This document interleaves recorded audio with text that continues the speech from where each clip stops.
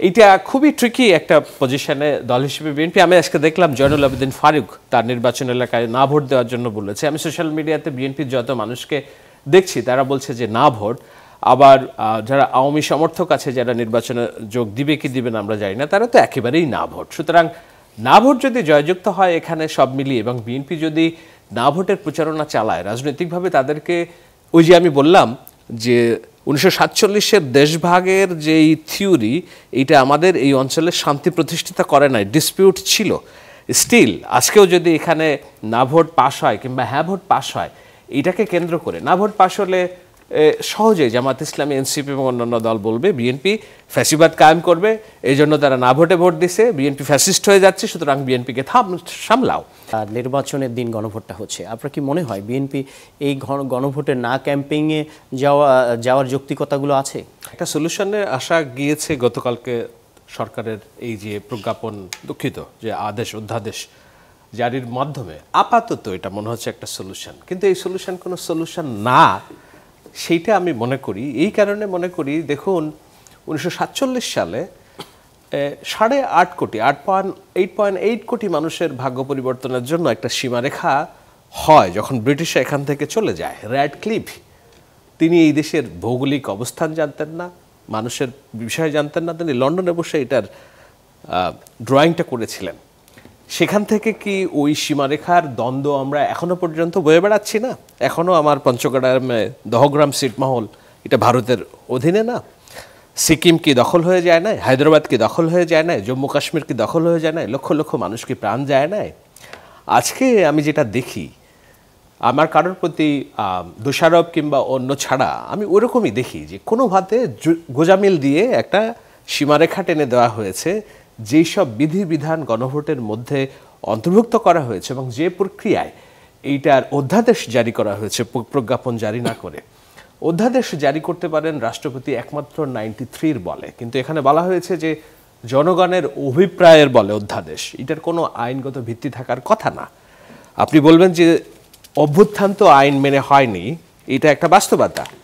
সেই বাস্তবতা যদি আমরা ধরে নেই, তাহলে অভ্যুত্থানের পরবর্তী একটা সরকার, রাজনৈতিক দলগুলো সবাই মিলে বসে রাষ্ট্র সংস্কার এবং রাষ্ট্রকে সুনির্দিষ্ট পথে পরিচালনা করার জন্য যে ওয়াদা করেছে, টেলিভিশনের সামনে ডিবেট করেছে, লক্ষ কোটি মানুষের সামনে সই করেছে, এইটার পরে সেটাই একটা আইনি ভিত্তি হওয়া উচিত ছিল। সেটা না করে কেবলমাত্র একেবারে বিবেক আবেগের বশবর্তী হয়ে এটার আইনি ভিত্তি চাওয়ার যে দাবি তোলা হলো রাজনৈতিক দলের কাছ থেকে, সেটা করতে যে এমন একটা আইনি ভিত্তি দেওয়া হলো যেটার কোনো সাংবিধানিক কোনো ব্লুপ্রিন্ট নাই, প্রথম কথা। দ্বিতীয় কথা হচ্ছে যে যেই 4টা বিষয়ে, এমন না যে 4টা বিষয় দিলাম, 4টার কতে আপনি হ্যাঁ দেন, খতে না দেন, গতে হ্যাঁ দেন, আবার ঘতে আপনি না দেন। নো, 4টা আপনাকে মানতে হবে অথবা মানতে হবে না।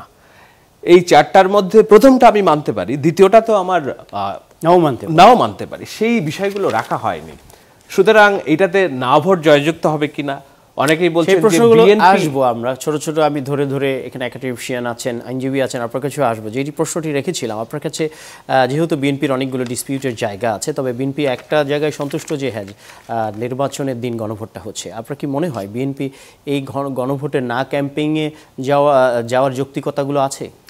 এটা খুবই ট্রিকি একটা পজিশনে দল হিসেবে বিএনপি। আমি আজকে দেখলাম জয়নুল আবেদিন ফারুক তার নির্বাচন এলাকায় না ভোট দেওয়ার জন্য বলেছে। আমি সোশ্যাল মিডিয়াতে বিএনপির যত মানুষকে দেখছি তারা বলছে যে না ভোট। আবার যারা আওয়ামী সমর্থক আছে যারা নির্বাচনে যোগ দিবে কি দিবে না আমরা জানি না, তারা তো একেবারেই না ভোট। সুতরাং না ভোট যদি জয়যুক্ত হয় এখানে সব মিলিয়ে, এবং বিএনপি যদি না ভোটের প্রচারণা চালায় রাজনৈতিকভাবে, তাদেরকে ওই যে আমি বললাম যে 1947-এর দেশভাগের যেই থিওরি, এটা আমাদের এই অঞ্চলে শান্তি প্রতিষ্ঠিত করে নাই, ডিসপিউট ছিল। স্টিল আজকেও যদি এখানে না ভোট পাশ হয় কিংবা হ্যাঁ ভোট পাশ হয়, এটাকে কেন্দ্র করে না ভোট পাশ হলে সহজেই জামাত ইসলামী, এনসিপি এবং অন্যান্য দল বলবে বিএনপি ফ্যাসিবাদ কায়েম করবে, এই জন্য তারা না ভোটে ভোট দিছে, বিএনপি ফ্যাসিস্ট হয়ে যাচ্ছে, সুতরাং বিএনপিকে সামলাও। আর হ্যাঁ ভোট জয়যুক্ত হলে বিএনপি ওই বাধ্যবাধকতার মধ্যে পড়বে যেখানে সাংবিধানিক প্রতিষ্ঠানসমূহের নিয়োগ, যেখানে অ্যাবসার্ড বিষয়, ধরেন দুর্নীতি দমন কমিশন, নির্বাচন কমিশন, ন্যায়পাল এবং অন্যান্য বিষয়ে নিয়োগ দেওয়ার জন্য বলা হচ্ছে যে যার ম্যাক্সিমাম সদস্য থাকবে বিরোধী দল থেকে, এবং বলছে নিরপেক্ষ। আচ্ছা আপনি বলেন তো দেখি, আমাদের মধ্যে কে নিরপেক্ষ? নিরপেক্ষ বলে শব্দটা কোনভাবে আপনি দেখেন? দেশের পক্ষপাত যদি আপনি থাকে, হ্যাঁ সেটা হলো সর্বোচ্চ বিষয়, কিন্তু এইসব আইনি ম্যারপ্যাচের মধ্য দিয়ে এই কারণেই নোট অফ ডিসেন্ট শব্দটা এসেছে, যে আপনি যেভাবে সরল চোখে দেখছেন র্যাডক্লিফের মতো যে এটা করলেই হয়ে যাবে, সেইটা না। রাষ্ট্র পরিচালনা, 18 কোটি মানুষের নেতৃত্ব দেওয়া, তাদের ভাগ্য পরিবর্তন করার জন্য অনেক বিষয় কঠিন সিদ্ধান্ত নিতে হবে, এবং সেখানে পার্লামেন্টে দেখুন নেদারল্যান্ডে পিআর পদ্ধতির নির্বাচন হবে কি হবে না সেটা সিদ্ধান্ত তারা আলোচনা শুরু করেছে 1970 সালে, বাস্তবায়ন হয়েছে 1990 সালে, অর্থাৎ 20 বছর তারা এটার ট্রায়াল অ্যান্ড রান প্রসেসে তারা আগিয়েছে। আমাদের এখানে জাস্ট 9 মাসের মধ্যে বললাম পিআর হয়ে যাবে, পিআর হয়ে যাবে। এটি নিঃসন্দেহে হঠাৎ করে হবার বিষয় না। আপনার